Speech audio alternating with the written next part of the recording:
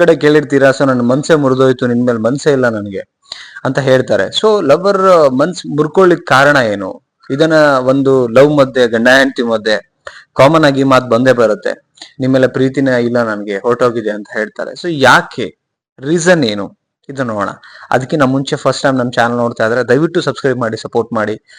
ಆದಷ್ಟು ಬೇಗ 50K ಆಗ್ಲಿ ಅಂತ ಹೇಳ್ತಾ, ಅಂಡ್ ರಿಲೇಶನ್ಶಿಪ್ ಮೇಲೆ ಕೌನ್ಸಿಲಿಂಗ್ ಬೇಕು ಅನ್ಸಿದ್ರೆ ಸೊ ಕಾಂಟ್ಯಾಕ್ಟ್ ನಂಬರ್ ಕೊಟ್ಟಿರ್ತೀನಿ, ಸೊ ಕಾಂಟ್ಯಾಕ್ಟ್ ಮಾಡ್ಬೋದು. ಇಲ್ಲಿ ತನಕ ಸುಮಾರು ಕೌನ್ಸಿಲಿಂಗ್ ಮಾಡಿದೀವಿ, ಲೈಕ್ ಸಾವಿರಾರು ಕೌನ್ಸಿಲಿಂಗ್ ಮಾಡಿದೀವಿ ಅಂತ ಹೇಳಿಕ್ ಇಷ್ಟಪಡ್ತೀನಿ. ಸೊ ನೀವು ಕಾಂಟ್ಯಾಕ್ಟ್ ಮಾಡ್ಬೋದು ಅಂಡ್ ಪರ್ಸನಲಿ ಮಾತಾಡ್ಬೋದು ಅಂತ ಹೇಳ್ತಾ, ವಿಡಿಯೋ ಕೊನೆ ತನಕ ನೋಡಿದ್ರೆ ಒಂದು ಕ್ಲಾರಿಟಿ ಡೆಫಿನೆಟ್ಲಿ ಸಿಗುತ್ತೆ.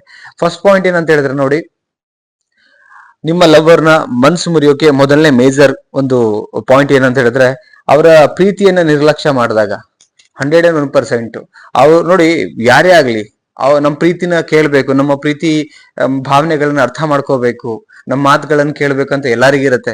ಸೊ ನಮ್ಮ ಪ್ರೀತಿ ಕಡೆ ಅವ್ರಿಗೆ ಅಟೆನ್ಷನ್ ಇರ್ಬೇಕು ಅಂತ ಎಲ್ಲಾರು ಅನ್ಕೊಳ್ತಿರ್ತಾರೆ.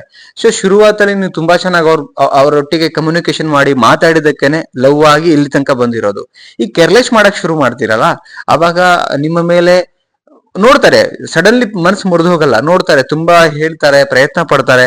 ಬಟ್ ಅವ್ರ ಪ್ರೀತಿನ ನೀವು ಕೇರ್ಲೆಸ್ ಮಾಡ್ತಾ ಮಾಡ್ತಾ ಮಾಡ್ತಾ ಮಾಡ್ತಾ ಬಂದಾಗ ನಿಮ್ಮೇಲ್ ಪ್ರೀತಿ ಕಡಿಮೆ ಆಗ್ಲಿಕ್ಕೆ ಶುರು ಆಗತ್ತೆ. ಪ್ರತಿ ಮನಸ್ಸು, ಪ್ರತಿ ಭಾವನೆ ಇನ್ನೊಂದು ಮನಸ್ಸನ್ನ ಹುಡುಕ್ತಾ ಇರತ್ತೆ, ಇನ್ನೊಂದು ಮನಸ್ಸನ್ನ ಲೈಕ್ ಸಾಂತ್ವನ ಮಾಡ್ಲಿ, ಕನೆಕ್ಟ್ ಆಗ್ಲಿ ಅಂತ ಬಯಸ್ತಾ ಇರತ್ತೆ.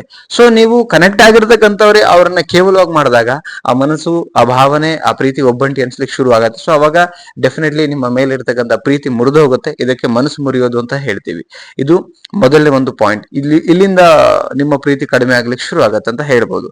ನೆಕ್ಸ್ಟ್ ಪಾಯಿಂಟ್ ಏನಂತ ಹೇಳಿದ್ರೆ, ನಂಬಿಕೆ ಸುಳ್ಳು ಮಾಡಿದಾಗ ನಿಮ್ಮನ್ನ ನಂಬ್ಕೊಂಡು ಬಂದಿರ್ತಾರೆ, ನೀವೇ ಪ್ರಪಂಚ ಅನ್ಕೊಂಡಿರ್ತಾರೆ, ನೀವಿಲ್ದಿರ ಈ ಪ್ರಪಂಚ ಏನೂ ಇಲ್ಲ ಅನ್ಕೊಂಡಿರ್ತಾರೆ. ಅಂಡ್ ನೀವೊಬ್ರೇ ಅವ್ರ ಪಾಲಿಗೆ.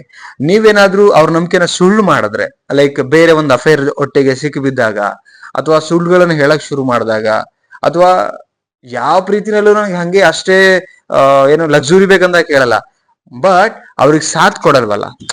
ಎಲ್ಲಾದ್ರೂ ನಾವು ಒಬ್ರಿಗೊಬ್ರು ಅರ್ಥ ಮಾಡ್ಕೊಂಡು ಬದುಕ್ತೀವಿ ಅಂತ ಒಂದಿತ್ತು, ಬಟ್ ಅವ್ರಿಗೆ ಸಾಥೇ ಕೊಡ್ತಾ ಇರಲ್ಲ. ನೀವು ಅವ್ರ ನಂಬಿಕೆ ಎಲ್ಲ ಸುಳ್ಳು ಮಾಡಿದ್ರಿ, ಅವ್ರು ಹೇಗಿರ್ಬೇಕು ಅಂತ ಇತ್ತು, ಆ ನಂಬಿಕೆಗಳೆಲ್ಲ ಯಾವ್ದು ಉಳಿಲಿಲ್ಲ ಇವತ್ತಿಗೆ ಅಂತ ಅವ್ರಿಗೆ ಅನ್ಸಕ್ ಶುರು ಆದ್ರೆ ಏನ್ ಮಾಡ್ತಾರೆ, 100% ನಿಮ್ಮಲ್ಲಿ ಇರ್ತಕ್ಕಂಥ ಪ್ರೀತಿನ ಕಡಿಮೆ ಮಾಡ್ಕೊಳ್ತಾ ಬರ್ತಾರೆ.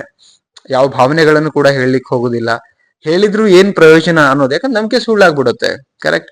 ಅಂಡ್ ನೀವು ನೋಡಿ, ಅವ್ರನ್ನ ಕೇರ್ಲೆಸ್ ಮಾಡಕ್ ಹೋದಾಗ ನನ್ನ ನಂಬಿಕೆ ಕಂಪ್ಲೀಟ್ಲಿ ಸುಳ್ಳಾಯ್ತು, ನಾನು ನನ್ನ ಲೈಫ್, ನನ್ನ ಫ್ಯೂಚರು, ನನ್ನ ಒಂದು ಫ್ಯಾಮಿಲಿ ಹೀಗಿರ್ಬೇಕು ಅಂತ ಬಂದೆ, ಬಟ್ ಹೀಗಿಲ್ಲ. ಈಗ ಆ ಒಂದು ನಂಬಿಕೆ ಸುಳ್ಳಾಗ್ಬಿಡುತ್ತೆ. ಈ ರೀಸನ್ಗೂ ಕೂಡ ನಿಮ್ಮ ಒಂದು ಲೈಕ್ ಪ್ರೀತಿ ಮುರಿದೋಗ್ಲಿಕ್ಕೆ ಕಾರಣ ಆಗುತ್ತೆ. ಸೊ ನೆಕ್ಸ್ಟ್ ಏನು ಅಂತ ಹೇಳಿದ್ರೆ, ಅರ್ಥ ಮಾಡ್ಕೊಳ್ದೆ ಹೋದಾಗ ನೋಡಿ, ಗಂಡ ಹೆಂಡತಿ ಮಧ್ಯೆ, ಪ್ರತಿ ಬದುಕಲ್ಲಿ, ಒಂದು ಲವರ್ಸ್ ಮಧ್ಯೆ ಅಂಡರ್ಸ್ಟ್ಯಾಂಡಿಂಗ್ ಇಸ್ ವೆರಿ ಇಂಪಾರ್ಟೆಂಟ್. ಯಾವ ಟೈಮಲ್ಲಿ ಏನ್ ಮಾತಾಡ್ಬೇಕು, ಅವ್ರದ್ದು ಫಿನಾನ್ಷಿಯಲ್ ಕಂಡೀಷನ್ ಎಷ್ಟಿದೆ, ನಮ್ಮ ಮನೆದು ಹೇಗೆ ಖರ್ಚು ಮಾಡ್ಬೇಕು, ಅಂಡ್ ನೀವಿಬ್ರು ಮಾಡುವಂತ ಕೆಲಸಗಳೇನು, ಟೈಮಿಂಗ್ ಹೇಗೆ ಅಂಡರ್ಸ್ಟ್ಯಾಂಡಿಂಗ್ ಅಡ್ಜಸ್ಟ್ ಮಾಡ್ಕೋಬೇಕು. ಓಕೆ. ಅಂಡ್ ಎಲ್ಲ ಡ್ರೆಸ್ಸಿಂಗ್ಸ್ ಇಂದ ಹಿಡ್ಕೊಂಡು ನೀವು ಬಿಹೇವ್ ಇಂದ ಹಿಡ್ಕೊಂಡು ಎಲ್ಲಾನು ಕೂಡ ಅರ್ಥ ಮಾಡ್ಕೊಂಡು ನಡಿಬೇಕಾಗತ್ತೆ. ಕೆಲವೊಂದ್ಸಲ ಸ್ಯಾಕ್ರಿಫೈಸ್ ಮಾಡ್ಲೇಬೇಕಾಗತ್ತೆ. ಇದು ಯಾವ್ದು ಮಾಡ್ದಿರಾ ಹೋದ್ರೆ ಏನ್ ಅರ್ಥ ಮಾಡ್ಕೊಳ್ಳೋಂಗಾಯ್ತು.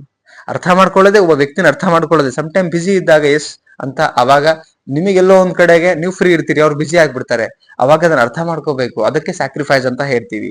ನೀವು ಅರ್ಥ ಮಾಡ್ಕೊಳಿದ್ರೆ ನಂಗೆ ಈಗ ಟೈಮ್ ಬೇಕೇ ಬೇಕು ಅಂತ ಕುತ್ಕೊಂಡ್ರೆ ಅದಕ್ಕೆ ಅಂಡರ್ಸ್ಟ್ಯಾಂಡಿಂಗ್ ಅಂತ ಹೇಳಲ್ಲ ನಾವು. ಸೊ ಅದಕ್ಕೆ ಹೇಳ್ತಿದ್ದೀನಿ, understanding is very important in relationship ಅಂತ ಹೇಳ್ತೀವಿ. ಅರ್ಥ ಮಾಡ್ಕೊಳ್ದೆ ಹೋದಾಗ್ಲೂ ಕೂಡ ಅಷ್ಟೇ, ಕಂಪ್ಲೀಟ್ಲಿ ಒಂದ್ಸಲ 2 ಸಲ ಅಲ್ಲ, ಲೈಫ್ ಟೈಮ್ ಅರ್ಥ ಮಾಡ್ಕೊಂಡು ನಡೆದಾಗ್ಲೇನೆ ಪ್ರೀತಿ. ಇಲ್ಲ ಅಂದ್ರೆ ಆ ಪ್ರೀತಿನೂ ಕೂಡ ಬ್ರೇಕ್ ಆಗುವಂತ ಸಾಧ್ಯತೆ ತುಂಬಾ ಇರುತ್ತೆ. ಈ 3 ಮೇಜರ್ ಕಾರಣ ಆಗತ್ತೆ ನಿಮ್ಮ ಮನಸ್ಸು ಮುರಿದೋಗ್ಲಿಕ್ಕೆ, ನಿಮ್ಮ ಮೇಲೆ ಪ್ರೀತಿ ಕಡಿಮೆ ಆಗ್ಲಿಕ್ಕೆ. ಸ್ನೇಹಿತರೆ, ವಿಡಿಯೋ ನೋಡಿದ್ರಲ್ಲ, ನಿಮಗೆ ಪಾಯಿಂಟ್ಗಳು ಏನ್ ಅನಿಸ್ತು, ಎಕ್ಸಾಕ್ಟ್ಲಿ ರೈಟ್ ಅನ್ಸಿದ್ರೆ ಕಮೆಂಟ್ ಮಾಡಿ ತಿಳಿಸಿ. ಅಂಡ್ ಸಬ್ಸ್ಕ್ರೈಬ್ ಮಾಡದೆ ನೋಡ್ತಿದ್ರೆ ಸಬ್ಸ್ಕ್ರೈಬ್ ಮಾಡಿ. ದಯವಿಟ್ಟು ವಿಡಿಯೋನ ಎಲ್ಲರಿಗೂ ರೀಚ್ ಆಗ್ಲಿ, ಆಲ್ಮೋಸ್ಟ್ ಕಪಲ್ಸ್ ಗಳಿಗೆ ರೀಚ್ ಆಗ್ಲಿ, ಅಂಡರ್ಸ್ಟ್ಯಾಂಡಿಂಗ್ ಮಾಡ್ಕೊಂಡು ಈ ವಿಡಿಯೋದಿಂದ ತಿಳ್ಕೊಂಡು ಚೆನ್ನಾಗಿ ಬದುಕಲಿ ಅನ್ನೋದೇ ಇಂಟೆನ್ಷನ್ ಅಂತ ಹೇಳ್ತಾ, ಇಷ್ಟ ಆದ್ರೆ ಲೈಕ್ ಮಾಡಿ. ಮತ್ತೊಂದು ಟಾಪಿಕ್ ಅಲ್ಲಿ ಸಿಗೋಣ. Thank you so much. Bye.